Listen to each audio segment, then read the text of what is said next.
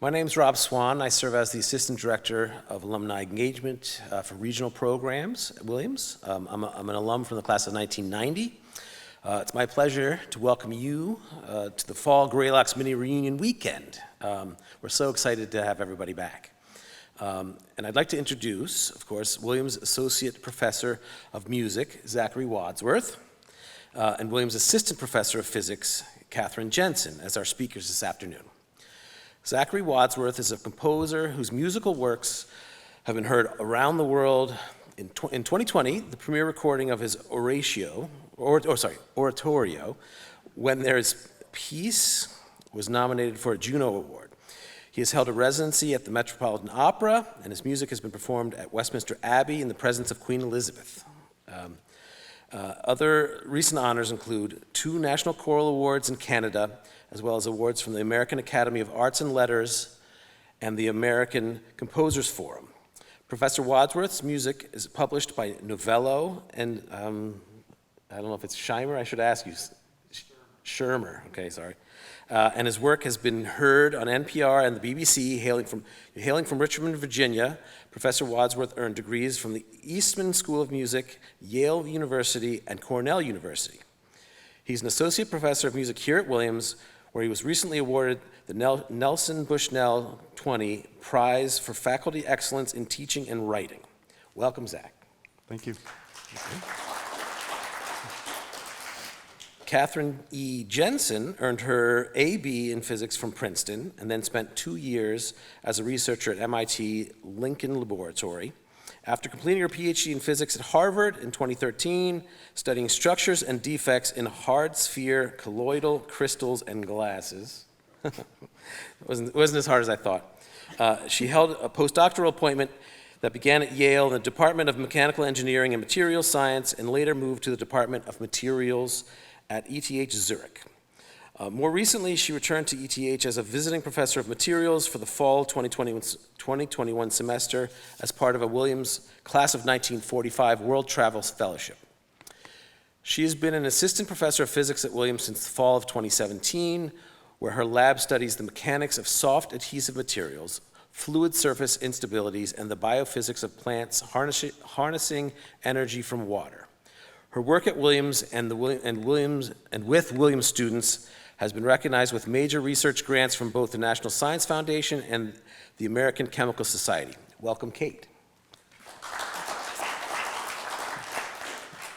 And so, yes, these are 2 highly accomplished faculty scholars here at Williams, but you may still wonder why we've paired a professor of music with a professor of physics on the topic of creative thinking and the origin of big ideas. So on second thought, this is an audience of esteemed liberal arts graduates, and so you're thinking, of course, it makes perfect sense to bring a composer and a physicist together. And so, in anticipation of this Division I, Division III meeting of the minds, please join me in welcoming Professors Wadsworth and Jensen to the stage. Thank you very much. Thank you so much for that introduction. Let's see, is this thing on? You can hear me. Yes. All right. I was thinking about, I guess both of our classes kind of deal with waves. Yeah, if yeah. you think about it.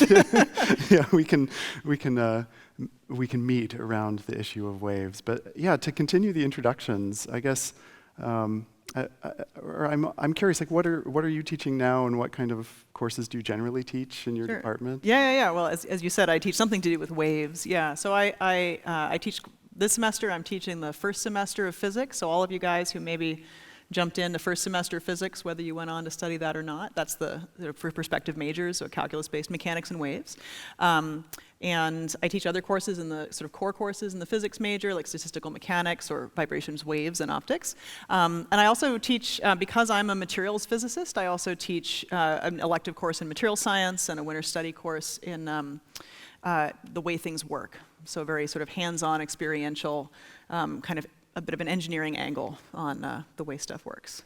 So how about you? What's your wave mechanics? My wave mechanics, we talk obviously a lot about sound waves in the music department, but we are, let's see, I'm teaching right now a intro music theory course, so like what are these dots on the page and what do they mean, this kind of how to read music. But I teach, a mixture of music theory courses, so how to read and analyze music, and also courses every year in how to compose music, so more of a kind of creative spin for students. And then also, because this is a liberal arts college and we often teach a bunch of different topics at once, I also teach some classes in music and media, so things like the history of the film score, or music and the internet, things like this.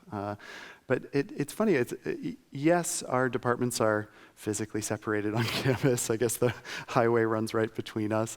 But also, I think there are lots of cross currents. I think we have a physics professor playing in our symphony orchestra in the music department tonight. We have a concert in the Berkshire Symphony, and Tiku in your department plays French horn in the symphony. So it's, in the spirit of liberal arts, it's yeah, definitely a lot of crosstalk. And we've had music majors or music concentrators in physics as well. And I actually took Intro to Music Theory my first semester of college. It was probably the hardest course I've ever taken. It's a certain type of thinking. I think I would feel the same way about an intro physics course, but went to music conservatory, so never had the pleasure of taking that. But then in terms of the research you do, I'm always just curious to hear the kind of, we talk about having an elevator pitch at Williams among the faculty, that you have to be able to kind of communicate what it is your research is very quickly to situate that. So what's your elevator pitch? Oh gosh. It's funny, in the physics department, actually, we have a little bit of a running joke among the junior faculty of what's the least interesting way we can describe our research, which is maybe, sometimes I say, I take sand and I put it on sticky tape and look at it. Sort of, that's my short version. But actually, I do work a lot with adhesives and adhesive materials, and in general, any kind of a soft materials that has a soft surface. So if you've ever, kind of looked at the back of a sticky note, and I rarely am too far from some, you might have noticed that there's this like soft, sticky stuff on the back of it that is, of course, what makes it stick, even to something that's not perfectly flat, like my jacket. And it turns out that even though we've had sticky notes for a while, and other kinds of tape and what are called pressure-sensitive adhesives in industry, which just means you press it to make it stick. It's not that technical. But it turns out there's actually a lot that's not known about these kinds of really soft materials. And there's a lot of actually new physics and new physics and new ideas and new knowledge, new big ideas that can emerge at this interface, so to speak, where you start to take kind of ideas from sort of traditional engineering with hard materials, and you start to kind of think, well, what if we took steel or rubber and the ideas we've developed to understand that and really made it softer and softer and softer and softer to be something that's actually a little bit more like almost a liquid, but not, because it's a solid. And so a lot of the work I deal with is to deal with materials that are so soft, they're solid, but they act like liquids that can't flow. In the sense that surface tension, which we usually think about for fluids, starts to actually really matter for a solid, and weird stuff starts to happen there. You get all sorts of fluid instabilities happening in solids, and it's pretty cool. So there's a lot of stuff there. And then over my time at Williams, partly inspired by students or inspired by other colleagues as well, and sort of the ideas have branched and grown to deal with a lot of surface mechanics kinds of things, but always really soft, squishy stuff.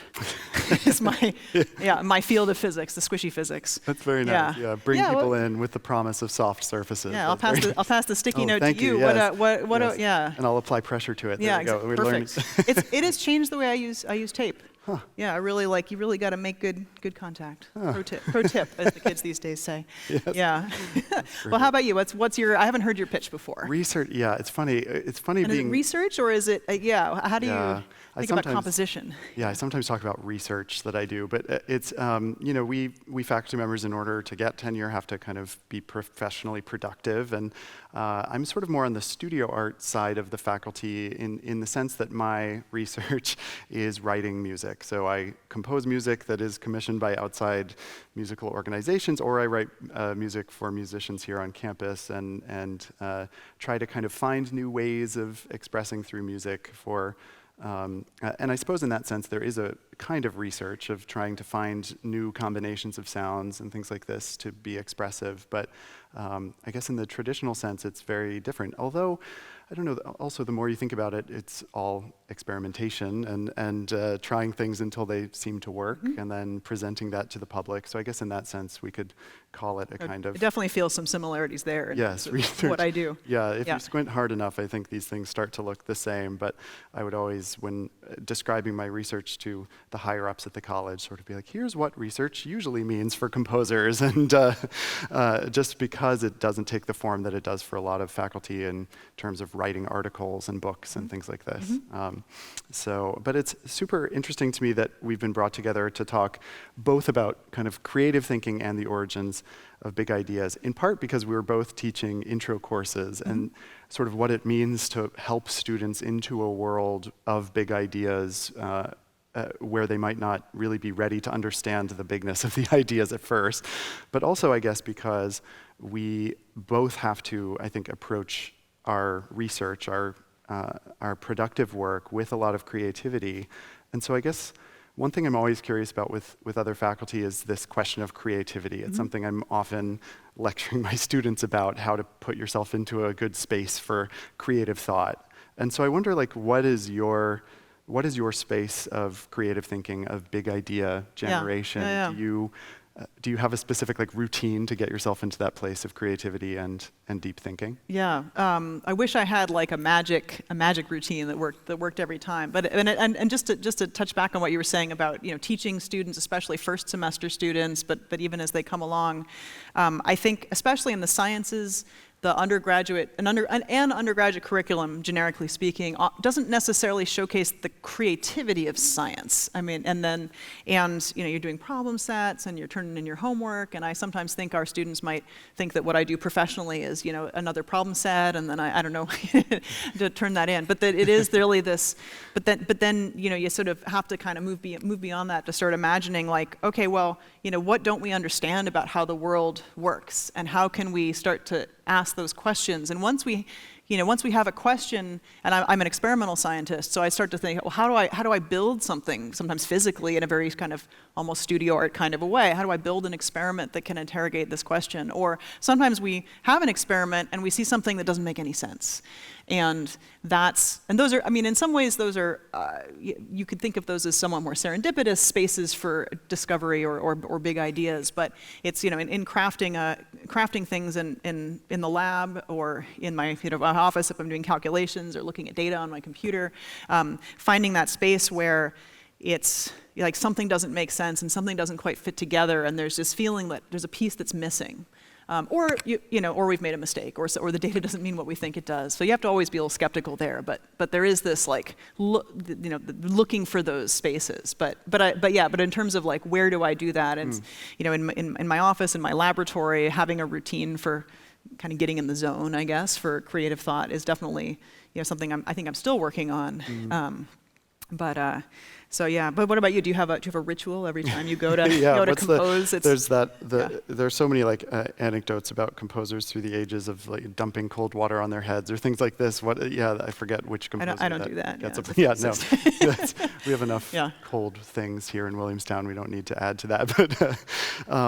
But I think for me it's about, and I'm often lecturing my students about this too, about finding a place away, I think, from distractions, right? Because I think especially our students these days are so pursued by notifications from every side, especially through digital devices, but email from professors or reminder emails or text from friends, or they're just kind of, in a way, kind of haunted by these things all day long. It will fill up as much of their time as they're willing to give it, and I'm the same way. I mean, here's my phone right here. I couldn't even leave it backstage. But I think same. But I think for me, the creative space has to involve a kind of purge of that relationship, a silent mode, sometimes even leaving my phone in my car and going to my office where there's a piano and just saying, I'm going to be here until noon, and music is going to be written, darn it, and things like this. But it's finding that kind of space of quietness, I think, is so important for me, and it's something I'm constantly lecturing my students about trying to find that time, not just maybe of quietness, but even of boredom, that in boredom there is the opportunity for creative thought, or even that these things might be more linked than the students might think. But so trying to kind of find that place where you can still be bored, and I feel like those places are fewer and further between, even on this campus. It's like, leave your phone at home and go for a walk, or take a long shower and don't bring your phone into the shower. I hope no one's bringing their phone into the shower. But things like this, to find just that place where you're not pursued, I think, by the outside world, distracted, tapped on the shoulder or the wrist if you're like a digital watch person, or hearing dings coming through your phone. So I think that's the kind of thing that I'm always lecturing my students about, and also trying to enact in my own life, trying to find a place of kind of productive boredom where I can then actually let my mind wander and find my way to an idea. 100%. Yeah, 100%. I feel the same way. And so sometime after this, when we won't bore these guys, I'd love to pick your brain about tips for successfully encouraging the students to also find those spaces. Right. But the same thing. But the only caveat I'd say is, for me, it depends on the type of, or where I'm at in the progress of developing an idea or developing a piece of research work, where if I'm really just kind of like, I don't understand something, I need to think about it, then it's, where can I find a quiet place, or I'll go to the public library, or I'll go for a walk in Hopkins Forest, or I'll just walk, or or find some kind of a space where I'm really not going to be distracted or interrupted by anything. But sometimes I have data, and the data are starting to whisper, like, I'm going to tell you something. I'm going to tell you something new. And then I'm a little bit stuck to my computer or my desk, or at best, if it's just pen and paper work, which when I do a little theory work, then I can take it somewhere else. But sometimes I do feel like it's hard to get away when I have physical things in the lab to do, and we're doing experiments, and there can be a kind of a zone and a flow state you get into there too. But sometimes it's a little harder to get away. So it depends on kind of where I'm at in the stage of developing an idea. Are we doing the experiments? Are we designing the experiments? Are we brainstorming what the heck might be able to explain what we've seen in the lab? Or are we first just starting to ask the questions? Right. Well, and I guess because also, I'm here lecturing about like solitude and silence and things like this, but at the same time, it certainly seems like especially if you're in material science, like the world must kind of whisper to you times, right? with ideas, or you might see something, or see something out in the world that just begs the question. Yeah, so absolutely. I guess, is that also something kind of being open to the world around you enough to pick up that big idea, or to notice when something seems like, oh, that might not have been explained properly? And absolutely. And I don't know if there's a musical analogy of like, something catches, you think of some little snippet of a tune or whatever, but absolutely. Sometimes you see, you sort of notice things. And as you said, that's one nice thing about being a materials physicist, and particularly being a soft materials physicist, because soft materials are all around us. They're what we're made out of. So I interact a lot with biophysicists, including our own biology professor, Joan Edwards, who I work with on these plant biophysics projects that we work on. But just sort of everything around. And you remind me of one anecdote of sort of where. It'd be fun maybe to talk about some specific examples of things that, sort of ideas that we've had. So I was, so Rob had mentioned in my introduction that I have a research grant from the American Chemical Society, and the origin of that grant, which has funded multiple summer students and sort of a couple of years of research in my lab, if I really trace back the origin of the idea that developed into that, I was having coffee with a friend of mine, and the server brought a little pitcher of milk, one of those little ceramic pitchers, and we both looked at it, and it was one of those things, you look at it and when you pour it, it's gonna spill everywhere. Like, you know what I mean, right? Like sometimes, but it's just like, that is gonna make a giant mess and there's nothing we can do about it. And he looked at me and he's like, is there an ideal spout for pouring? He asked me that question, is there an ideal spout for pour? So it wouldn't do that. And I was like, I don't know. And it was one of these things where, just sort of, I wasn't working on fluid instability kind of stuff at the time, but I was working on surface tension and sort of surface phenomena, so related mechanics, and I started wondering about this, and I looked into it a little bit, and it turns out there has been a lot of work on something called the Teapot Effect, but the end result of that was pour faster, essentially. And I was like, well, but what if I don't want to pour faster? What if, ask the what if, the what if, the what if. Like, what if I don't want to pour faster? What if I just want to very gently, pour something and I have a droplet of fluid and it just has to decide, is it going to jump away or is it going to make a mess? Oh, how do you think about that? And it just kept, some of my mentors at various times have said, an idea is a good one if you can't stop thinking about it. It's like a song stuck in your head, maybe. I don't know. Maybe I'm making too many analogies No, into your the right one. But it's like, you just can't stop. So it stuck with me and stuck with me and stuck with me. And I finally, I had arrived at Williams and I had some students who were interested in getting involved in research in the lab. And I said, well, there's this problem that's been bugging me. But there's a few different ways we could think about it. So we changed it up a little bit to try to simplify it. That's what we often do, simplify, to try to get to the root of something. And we ended up, I can show you actually. We ended up, if I can figure out how to do this, going to something that looks like this instead. This is not exactly a pour, but it's, so this is a little tube. It's about yay big in real life. I'm unable to sit down while I'm talking about something. And it sprung a leak. So you see that it's a tube that sprung a leak. And sort of like, well, pouring is like a leak. It's just even worse. So this is sort of the mini version. And so we started videoing what happens. What happens if you spring a leak and let it drain out?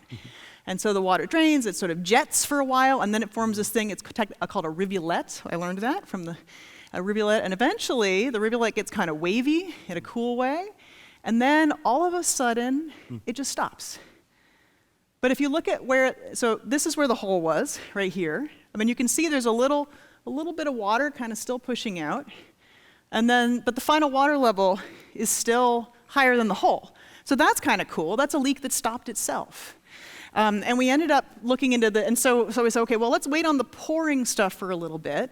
We wrote a grant for the American Chemical Society to say, hey, I think we found something interesting about the instabilities of small fluid flows, and wouldn't you be interested in this? And so we looked at this, and then we got a high-speed camera and looked even more closely. And so here you have this whole thing in slow motion. Here's that rivulet. It's starting to break up. This is slowed down 100 times, so we're starting to really look into this. And eventually, the rivulet starts to break up. So one thing you learn very quickly doing high-speed video is that things that happen in a couple seconds in real life get really boring really fast. I'll skip ahead to the end of this in just a second. No, I think this is riveting. But we see this really cool, whoa. I wanna understand this waviness. That's the next project. Like that's so bad. And then, okay. And then it starts to kind of drip off the end. I think it might be slowed down a little more than 100 times at the moment. Come on. I was going to try to make a word play about riveting rivulets. I like it. Yeah. There it goes. Oh, and then what happens? Then it starts to drip.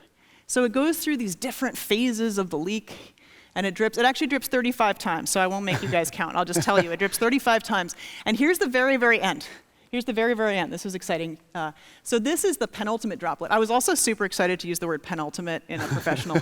That's my own liberal arts background coming through, I guess. This is the penultimate droplet.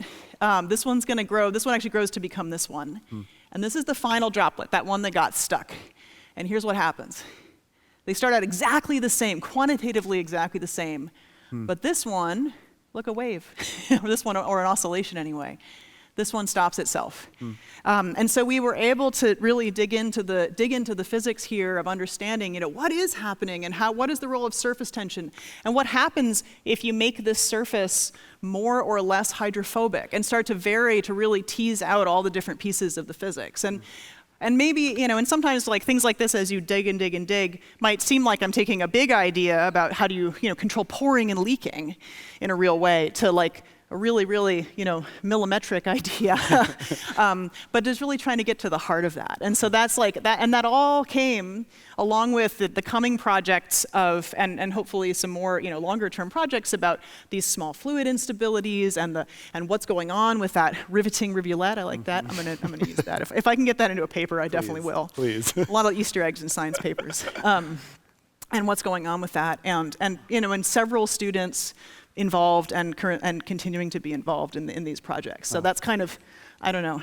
one sort of everyday. So sometimes we find things where, there's some, science, and there's some adjacent possibility, and there's clearly a question that needs to be answered.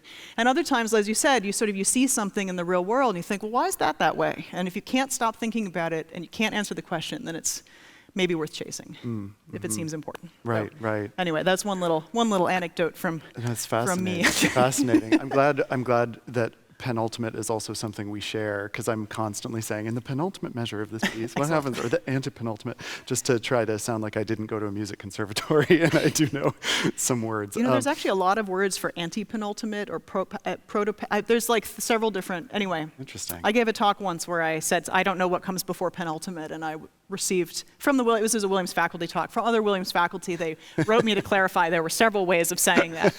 Not to worry. I can imagine the state of your inbox after opening that question.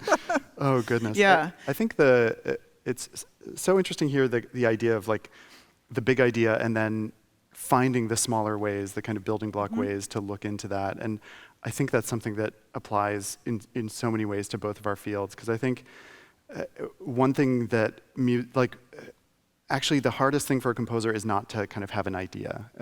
It's to find a way to kind of honor that idea, or it's to figure out how to manage that idea. It's all the steps you were talking about of not just having the idea, but then designing the experiment, right? I have so many students come to my office with an idea, but kind of no sense of where it should go.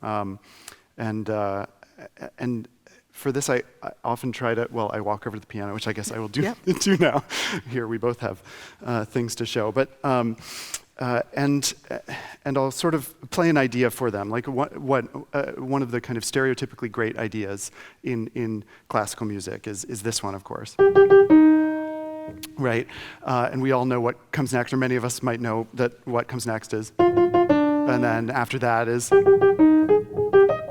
Right, and so there, Beethoven, the composer of this Fifth Symphony, bit and business here, I might disappear to some of you, I'll try to sit tall.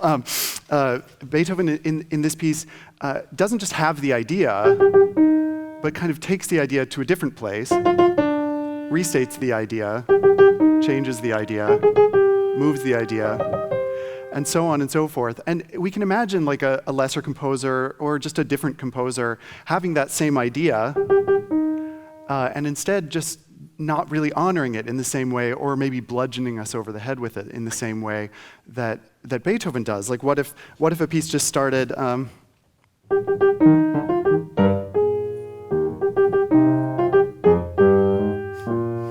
then in a way the idea is still there. Is it as great? Maybe not. Maybe it's actually just woven into some sort of larger melodic statement. So having the idea isn't so much the important part as sort of knowing how to feed and water the idea in so many ways. And so students will kind of come to my office occasionally and sort of say, okay, so I want the piece to start on a D major chord, or a D, let's say D minor, because I don't know, it sounds better.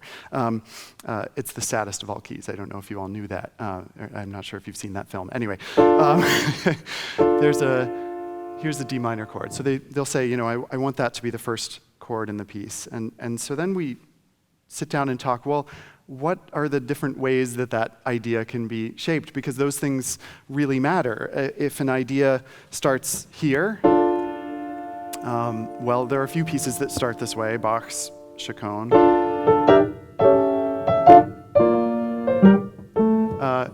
With this very close, very middle register D minor chord, but what does it sound like to move these notes around? We can make it more assertive, or we can make it more mysterious. Or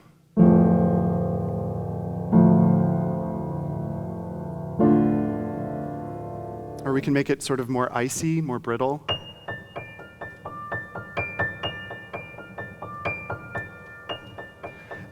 So having the idea, D minor, that's the idea, is the first step, but then kind of honoring the idea, treating the idea, letting the idea go somewhere, or change, or kind of putting it into an emotional context, and then figuring out what that idea kind of begs of you, where the idea should go, then seems like the most important part of doing the thing you're doing of writing music, is not to, in fact, to have the big idea, but to kind of first have an idea and then kind of have big plans for how to realize it in a way. And so I guess sometimes I come away wondering, is there any such thing as a big idea in music, or is it all about kind of how skillfully the person, the composer, or the performers manage to kind of wrangle that idea into a shape? I still don't know the answer. I think there are bad ideas probably in music, and I imagine there are probably bad ideas in science. But oh, sure, yeah, we toss them. Yeah, at the risk of undermining my, legitimacy, I definitely tell my students, like, I'm wrong a lot because you have to sort of put yourself out there and be like, maybe it's this. Nope, maybe it's that. Nope, and similarly, like those ideas that stick with you and stand the test of time and the test of experiments and the test of, really, you push and you push and you push and you push, and then you sort of see where, does it hold up? Like those are hopefully all good ideas, and there's also I guess, and the importance of the idea and the context in the broader world is also something that we think about a lot, I think. Yeah, you mentioned that students will come to you with ideas, and so that's something I think that a lot of introductory science students sort of feel like research is very far away, like it's somehow something that you do after you have a PhD, and of course we're always involving students and trying to encourage them not to think that way. But do you find that do you think in music students are more, either able to come up with ideas or able to believing in themselves that they have ideas? I mean, how does that work? Not always. I mean, I think all faculty members at Williams probably feel like they have to kind of be cheerleaders at a certain point for their students and kind of tell them, no, you actually are ready to do this. Because I think a lot of students come to my office for composition lessons and just I don't even know where to start. I don't know, there are no rules. I think because so many of the things we ask students to do to get to this place, to kind of have the right mix of great grades and test scores or whatever is needed to get here is about kind of following rules, learning things, incorporating things from exterior places, but then to ask them to kind of externalize, to just have an idea, to let it sort of flow out, and to, in a way, make themselves vulnerable enough to fail, right? Yeah. Which is also really key in music. It's like if you expect to write a great piece the first time you write a piece of music, like you're going to stop composing, because there's just it's about learning from failure. It's about kind of failing upward, I guess, in some sense, becoming any kind of musician. But I think students arrive at Williams, particularly in music, like very developed. They're very developed thinkers, very developed listeners, and it's the creating part that isn't always as developed. And so it's so often about kind of trying to put them into a place of productive discomfort around making. And there are some tricks there. I mean, I know I don't know if people have heard the name Brian Eno, a kind of important ambient sound art maker and also made, I think he made the music for Windows XP, if you ever use that operating system. So if you heard that, fascinating. I didn't know that. The jingles and dingles when you turn off the computer, or things like that. Exactly. Yeah, that's Brian Eno. But also wrote this famous piece, music for airports, that's meant to be played in airport spaces, very like soothing ambient music. He has this deck of cards called Oblique Strategies that I really love, that you can, that it's sort of meant to give you a path without telling you exactly what to do artistically. So, you kind of shake up the deck, draw a card and hand it to a student and see what it says. And it will say something like, do an obvious thing, but then change it to be less obvious, or take the long way.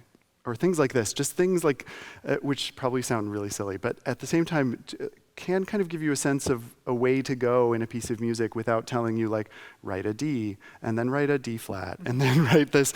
Because there can be learning that happens when you give a student a melody and tell them to make something of it, but so often, much more interesting things happen if you find a different way of leading them, like of kind of setting them up with an oblique strategy in this way to kind of try to have an idea of their own. But I mean, is this sort of similar? Because do students arrive kind of ready for research, or do you have any oblique strategies Yeah. that you kind of I get kind of done? want to see that. I want to come by and see the deck of cards Yeah, sometime, see if any of them are like, definitely. try microscopy. Yes, right. Oh, wait, did our Post-it note. I was worried the Post-it note had fallen. No, I moved it. Okay, great. No, they're pretty good, actually. I think Yeah, these are very good. real deal. Yeah. Yeah. No, it's interesting. I would say that it depends. It's a little bit field dependent, but in general, yes, students do arrive ready for research, but they definitely don't know it. And there's a little bit of a tension also, because at least in physics, but I think in a lot of the hard sciences, there's a lot of quantitative just skill building that's like learning a language or learning any kind of a skill where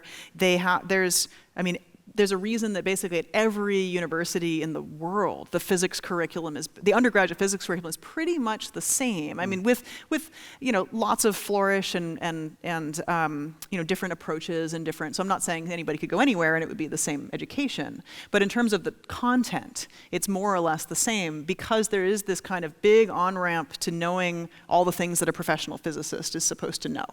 And maybe there's some similarity in terms of learning the theory behind everything you're doing there. But at the same time, what I'm always telling students is that the frontiers, we know a lot.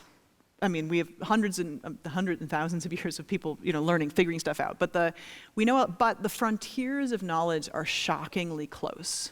And so it's a little bit like, I think of it sort of like a coastline of what we know. It's sort of a squiggly coastline. And there are directions where you can take, things that are in a textbook are the oldest, most established knowledge. And you can take course after course after course after course after course in some particular direction and feel like you're never going to get to the edge of what's known.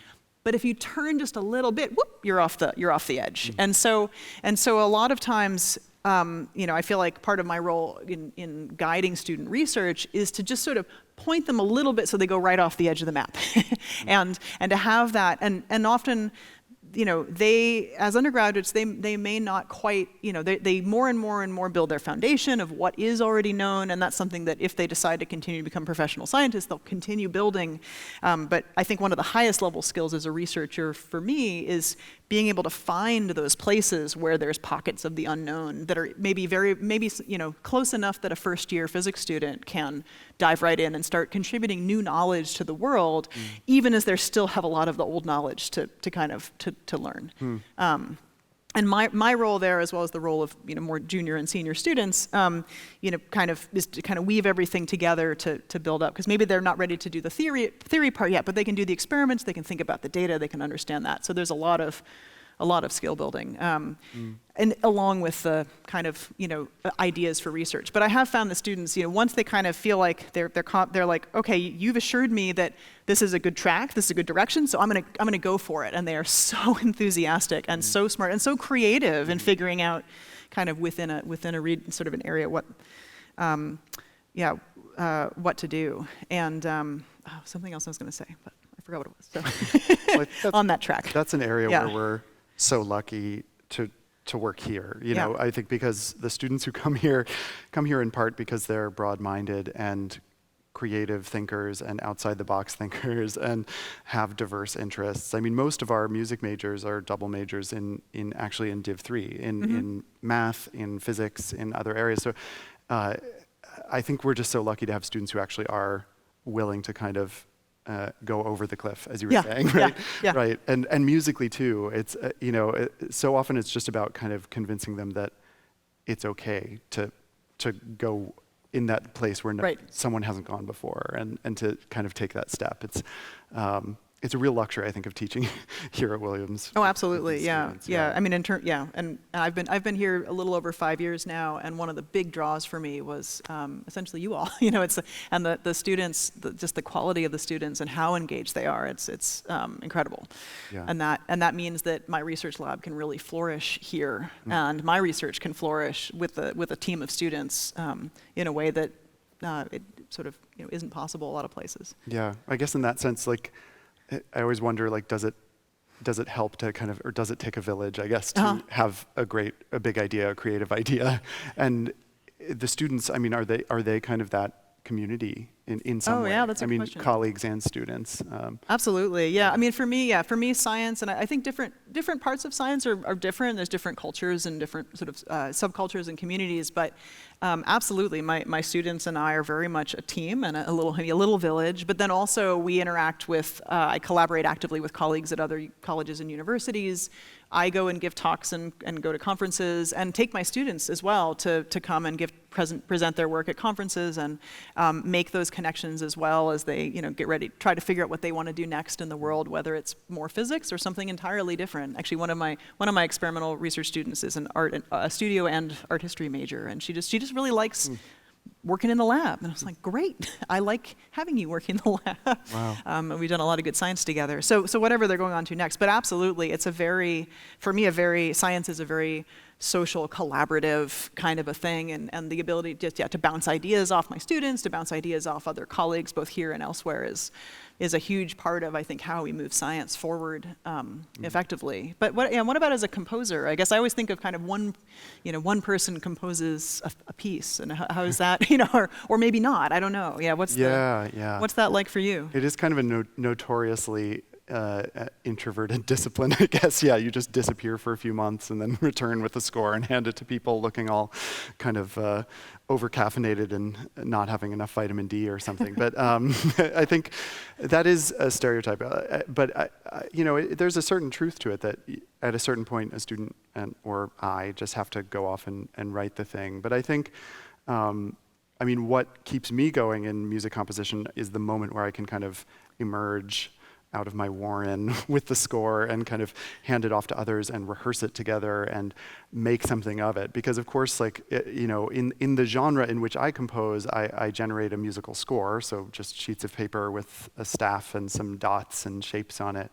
And then hand that off to performers who then bring their own interpretive skill, their own kind of challenging thoughts and expressive interpretations of what I've written to the piece. And that's, I think, in so many ways, a really important community sort of around the music making process. So one thing I love about writing pieces for Williams ensembles, like I'm writing a piece right now for the Berkshire Symphony, our symphony orchestra on campus, which is made up half of faculty members and half of students.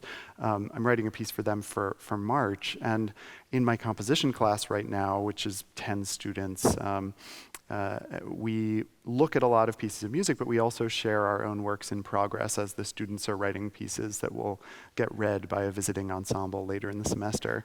And I'm right in there with them saying, here's where things are now, here's the problem that I have right now, that this idea doesn't seem to go anywhere, or a very common mistake, like you write too conclusive a gesture too soon. It would be like in the middle of a novel saying kind of the end, and then going, wait, no, hold on, how did I do that? And how do I get back from that so that I can actually write for a little bit longer? So it's really, to me, so important to be able to kind of show works in progress, which is an uncomfortable thing, as we all know, to students, and to get their feedback, and also then to sort of ask them, well, what would you do here? And then to try, obviously not to steal their idea, but to kind of have an interesting conversation about it. Because also sometimes students will be coming at it from such a different place than I am that they just have the answer. They just know exactly how to get you unstuck. And I find in the creative disciplines that there's such a art to getting people unstuck. One of the best moments in my own education was a teacher of mine at the Eastman School of Music wrote this incredibly different music from mine. His music was very kind of mid-century modern, kind of really thorny, spiky, atonal, which is not so much my jam. But so we didn't totally see eye to eye, but I came to his office one day, and I had been listening to a lot of music by Steve Reich. I don't know if people know, or like Philip Glass, Steve Reich, the minimalist composers of the 1970s, 80s, 90s. And I thought, I'm listening to all this music, and I really like it. And so I said to him, I think I need to become a minimalist. I was sitting there, just like, I listened to it, I love it. And he sat and he kind of nodded. He knew my music pretty well at that point, and he had the perfect thing. This has stuck with me as an educator so much. He said, do you like dogs? And I said, yes. And he said, do you want to be a dog?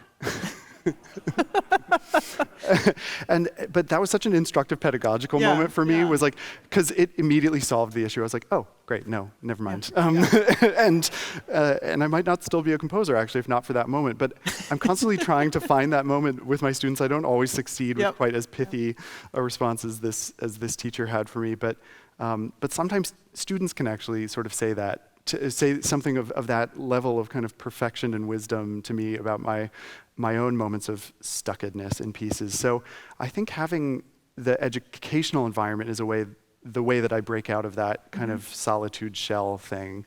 But there are also moments where you just have to write a piece of music and have to be kind of staring at your screen or sitting at your piano for a long time. And for me, when it comes to time to like, okay, now I'm going to write the paper, or I'm going to prepare a conference talk or a talk when I'm visiting somewhere, like then I'm going to disappear a little bit. And students will similarly, students who are co-authors on the work will absolutely see drafts of it. They may do some editing, they may do some, but there is a moment of that as well. Yeah. Well, and it's so nice too with this kind of a student here at Williams, like the way they go out and find things too, just out in the world. They might know of or just have found the kind of perfect piece that illustrates the point that I've never heard before. No one has heard all music. And so it's so nice too when a student goes out and kind of grabs something from the world and brings it back to you, either kind of vexed, like, what is this thing? I'm really curious about it, or horrified. Sometimes students, I hated it. And okay, well, great, let's talk about why, or I loved it and here's why. So it's just great to have also students finding those bits of inspiration that can lead them to their big idea. I don't know, does that happen in the sciences where students go out and kind of seek papers or just phenomena? Sometimes it's a paper, sometimes it's a student had a summer internship and they learned about something and then they came back and they were like, I want to do this. And it's like, well, actually that kind of does fit into something that would make sense in the context of it has to sort of fit in the materials and resources, I guess, we have in the lab. And as I was saying, some of the ideas come from a serendipitous moment or a thing, but sometimes it is people just, a couple times just bringing stuff back. And I had a student just actually a couple of years ago that, it's like funny you should mention this. I have a movie, but oh, do you? I do, yeah. But one more movie. No, I had a student a couple years ago who I guess like many Williams students was very broadly interested in different things. In the summer after his first year here, potential chemistry major at the time, he ended up majoring in chemistry. Went and worked as a tour guide at the Matanuska Glacier in Alaska. Oh wow! So just showing tourists around. It's the largest land accessible glacier in I think in the world, maybe definitely in North America. And then he came back and with a video on his phone, and I'll show you the video. He came back with a video on his phone, not that one. This one, there's the meltwaters of the glacier have this black layer on them, and when you touch it with your hand, you just get this exploding starburst. And so Harrison Toll, who just graduated, is now off to pursue graduate studies in chemistry.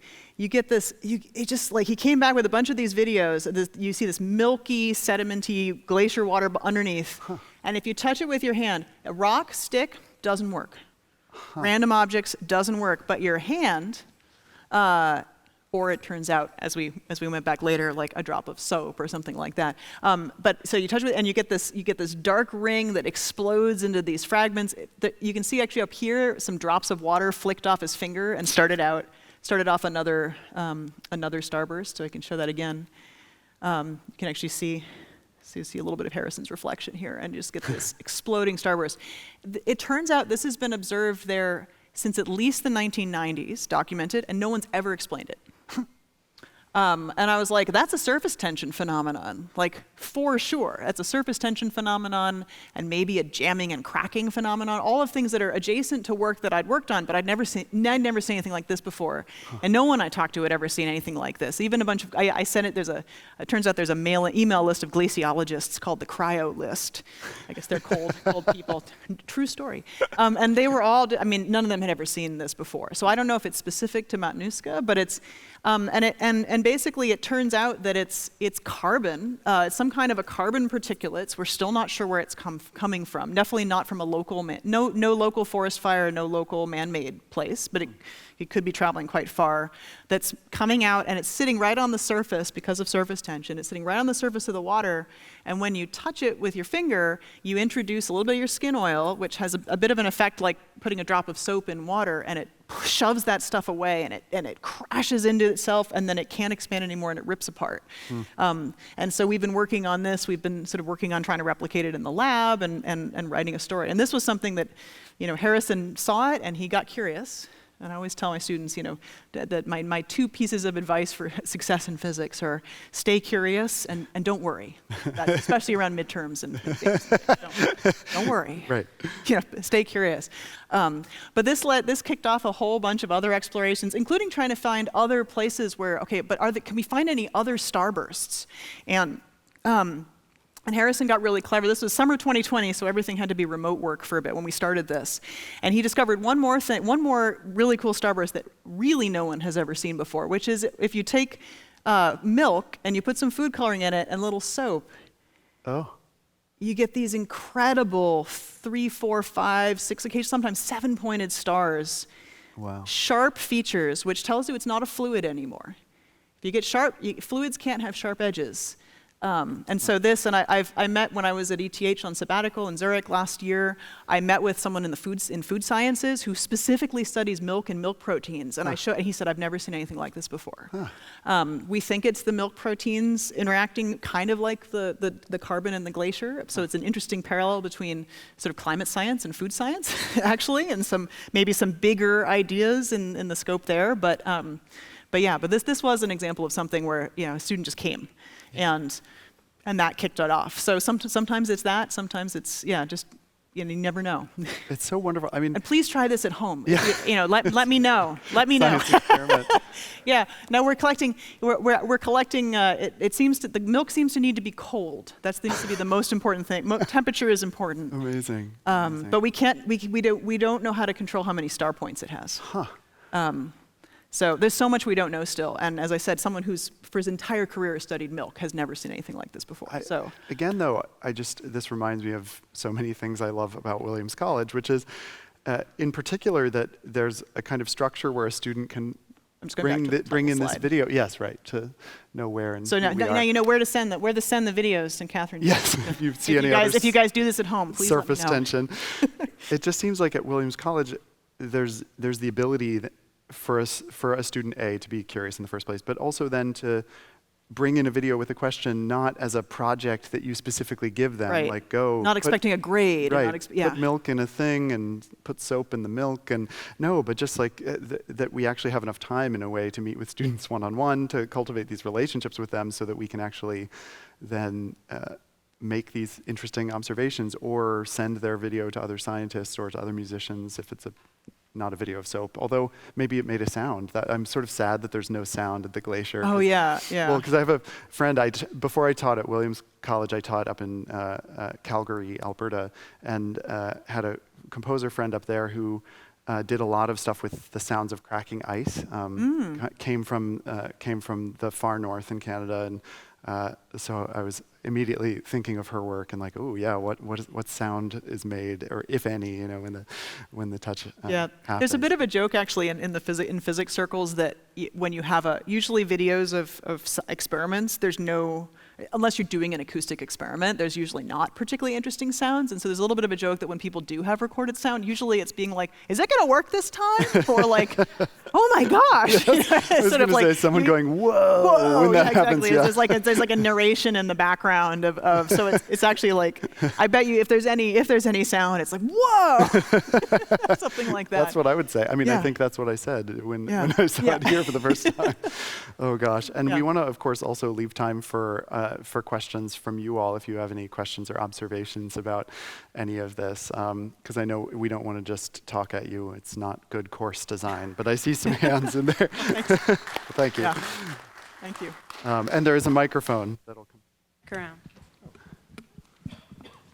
wonderful discussion. Thank you very much. I'm curious about your thoughts about cross-fertilization as an origin for big ideas. I'm struck by the pictures, Kate's pictures of the running water down the side of the tube, and looked at that and the fact that you could change by changing the frequency of the video. You could change the rate of things. Does that stimulate, in your mind, Zach, the possibility for music? Absolutely. Yeah. It may be a riff on Philip Glass a bit, but you seem to be able to create something that was brought into your mind because of something like that. Oh, absolutely. Well, and that can be such another way of working as a composer. Is like you see in Milk. You know, I haven't done this before, but if you see that kind of a shape happening, that of course, like the kind of the translational part of your brain. Do you want me to put it back? You think like spiky. Sure, yeah. We can do like this, so I'm a silent film accompaniment to this, but like, okay. When I think stars, I think fifths, and then kind of a cascading apart.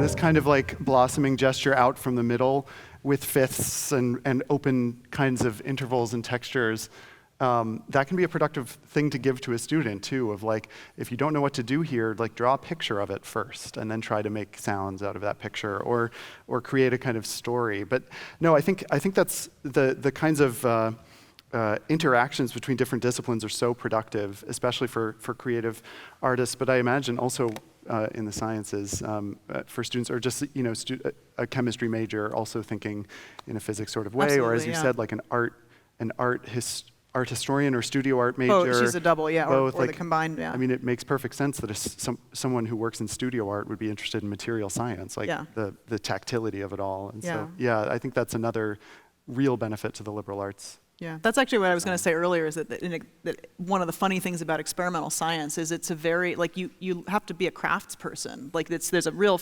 tangible skill component to it, in addition to the sort of crunching the numbers kind of quantitative part. But Right. But yeah, absolutely. Lovely. Sorry, I guess we have some other questions. Yes, there. Yeah, that's why I want to touch on it, is the tactile, the sensory part, because for you it's the tactile of the piano keyboard, for example, or a pen. Do you use a pen on paper when you do or do you use a computer and it prints it out for you? Yeah, pencil and paper. I remember a performance of John Cage here when I was an undergraduate, where he did that. He composed, and he had the paper and the pen with microphones on them, so you could hear the sound of the pen on the paper as he composed for us. That's amazing. And obviously in material science, it's got to do with touch. So what role does that play in your creativity and big ideas, and then communicating that to students, how important it is for the tactile? Well, I'm an academic philosopher where that would not be the case. So it intrigues me that what role does that tactility play? Yeah, because that's definitely something we both have going on.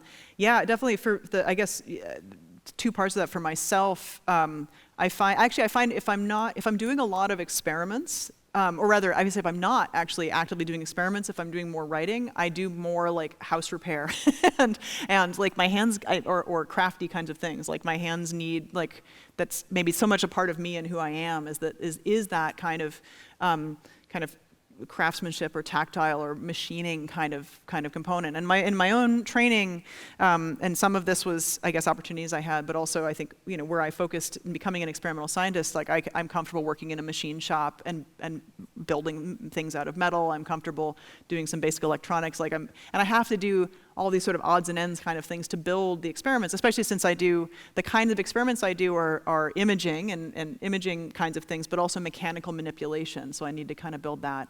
But for the students, yeah, absolutely. I encourage them as much as possible, even the ones who are not maybe going to be working in the machine shop to build an apparatus.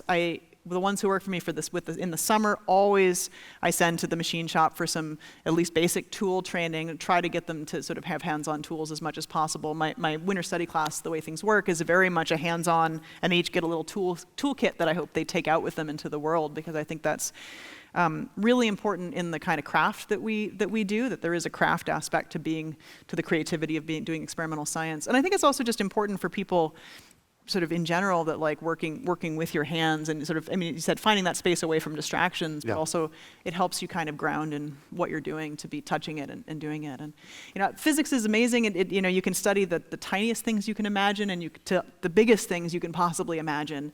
But one of the reasons I like materials science is because it's about the size and the time scale and so forth that we live in. It's about the sort of the tactile material world around us and deeply understanding that. And I think that resonates with students as well.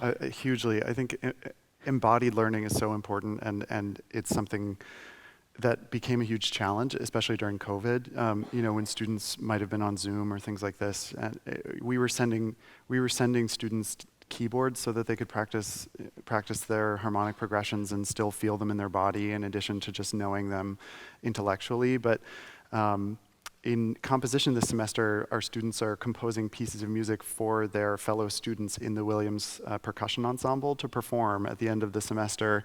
And these are such amazing sessions when you just bring a bunch of composition students into the percussion studio and you put them in front of like a bass drum, one of those huge bass drums.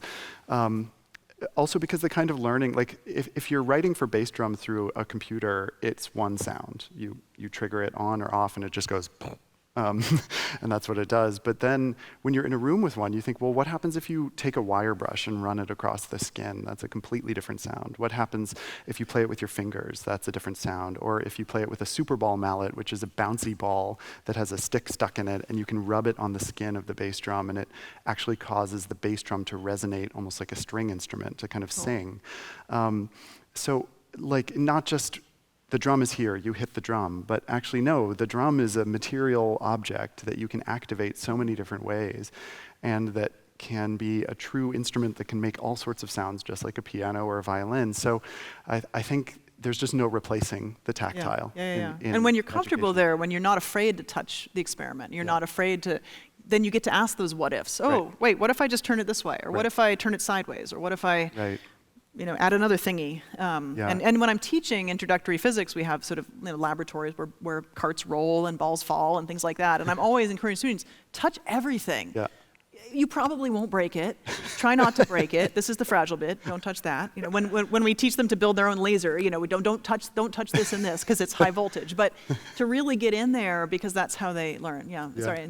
In what ways are you seeing the rapid innovation of computing and information technology enable creative big ideas in both your fields? I think I've spent a lot of time today talking against computers for sure and devices, but of course that's not the simple way that story should go, because one of the amazing things that I see student musicians doing is manipulating sound in digital environments. You can create almost literally any sound you can imagine using computers these days, which can be incredibly terrifying, because if you could paint with no, that's not a good metaphor. Anyway, anyway, just having every possibility of sound, that's actually, then we have to start usually applying productive limitations. Like we'll pick a few and then make a piece, because otherwise it will sound all over the place. It would be like writing a novel in every language that was available in the world or something. But no, computers have enabled incredible experimentation in music, the invention of new timbres, and also it allows students to really mock things up and try things before a human comes, and so it can actually help you get further along in the process when it comes time to put it in front of a human. So, I mean, I think computers actually are great tools and resources for me, and also when I teach like film scoring, for example, I have students, putting music behind films, and we can do that in Adobe software on a lab computer, and just things that were not anywhere near as possible even 10, 15 years ago. So. No, absolutely. There's, and I think there's a difference between like the digital distraction, which is what you were maybe commenting on before, versus what is enabled by computers. Just a couple, I guess, quick sort of examples. One of the core pieces of laboratory equipment that I use regularly is something called a confocal microscope, which is a 3-dimension. It lets you image optically in 3 dimensions, and the patent was 1957. Marvin Minsky was a famous computer scientist, but he invented this microscope.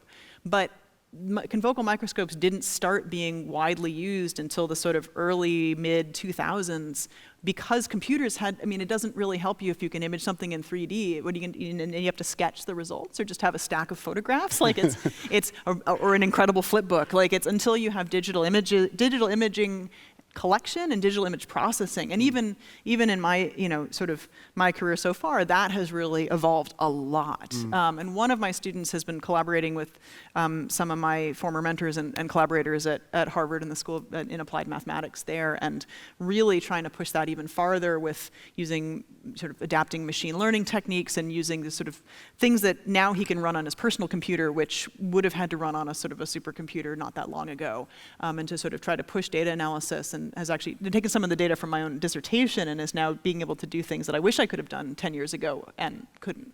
So there's definitely some advancing and innovation there. In the machine shop, there's more and more computer-controlled machines, and if you guys are interested, I don't know if you have a chance to visit the machine shop, but we have it's an incredible resource, including sort of digitally controlled apparatus for making things that a human cannot machine, practically speaking. So in terms of what we can realize is also there, and I actually just got a 3D printer for my lab, so we're kind of moving forward in technology as well. So there's a lot, and there's a lot that's still coming, I think. And although there's, at the same time, I think there will still always be a role for the tactile and hands-on in our work. Yeah, it's wonderful to go back and forth, really.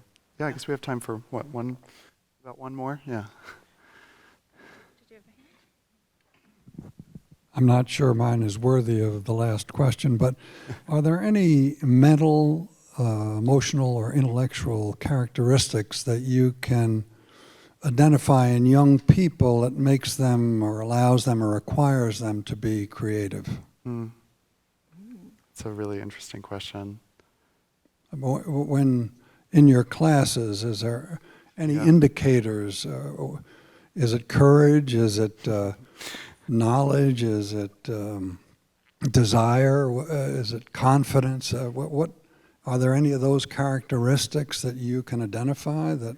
Yeah, I think for some of my students who've been the most creative have been students who don't, I think, tie their self-worth as much to absolute success at all times. It's those students who are not just willing, but sometimes even pleased to fail or to have something go wrong, and then have also an open mind in kind of receiving the news that this isn't working. So I think for There's me, an aspect of courage, I think, in that. Yeah. As you mentioned. Yeah. Yeah, absolutely. Like kind of courage, and also not taking things quite as life or death seriously as some students do. And it's a difficult thing to have, but I do feel like a lot of the more creative students I've had have had that quality of playfulness, maybe too, of kind of experimentation. I would agree on the playfulness. I think there's a as you were asking the question, I was trying to think, well, what are the characteristics in my mind? I was kind of rephrasing it for myself as what are the characteristics I really try to bring out in the students, or really try to encourage when I see some glimmers of this. And with all the students I work with, I try to figure out what are the things that they're sort of good at to start with, or that they're working on, and where can we go? I think, as you were saying, that willingness to put yourself out there, a little bit of courage there, a little bit of, not shamelessness, but like just being, not being, too worried about something that's not going to be quite right. At the same time, I think that has to be paired with sort of a grit or a perseverance or a tenacity, really, to keep because you could throw ideas out there all the time, but if you don't have this sort of tenacity to follow it through, it just sort of evaporates, I guess. I mean, that was like a little bit like you were saying, when you have an idea, can you take it somewhere? Mm-hmm. And I think that's an important piece of the creative process, is to be able to really chase it, and to chase something if it feels like a good idea, to try to keep testing if it's a good idea, and then to really follow it through. Mm-hmm. And some students, have great ideas, but then won't stick with it. And I think those two pieces have to go hand in hand. Yeah, I think that the open-mindedness that's required also might be more present in Williams students in general than at certain other places, because they've already decided to come to a place where they will not just be asked, but forced to take a bunch of courses in different disciplines, even places that, or even areas that they might find uncomfortable, right? They have to take hard sciences, they have to take social sciences, they have to take humanities courses. And so I think your average Williams student is even kind of more open to this than the ones that I was with at Music Conservatory, because they come in a way expecting to be challenged, to be made uncomfortable at times, and maybe even excited to have these experiences. And that's, I think, just so key. Yeah, you'd mentioned earlier sort of comfortable being a little uncomfortable. Yeah. And that's, I think, important too. Really valuable, so valuable. Yeah. Well, thank you so much for your time and for your questions. Yeah, absolutely. Thank you. Yeah, thanks so much, everyone, for joining us here today on behalf of our colleagues in the Alumni Engagement Office. We're delighted to have you here. Thanks, of course, to Professors Jensen and Wadsworth for sharing their wonderful insights about creativity and your classrooms and your students. It's wonderful to hear the perspective and to see what good hands the students are in with Williams faculty like you. And then, since I can't resist, I don't know, this is the penultimate faculty lecture. We're going to have some refreshments and snacks out in the lobby. I think the next presentation will start at 3:30. So please, please join us out there, and then you can debate whether with me if a list of only 2 items can have if the first item can also be the penultimate item. I don't know. But, thank you very much. All right, thank you. Definitely. Thank you all.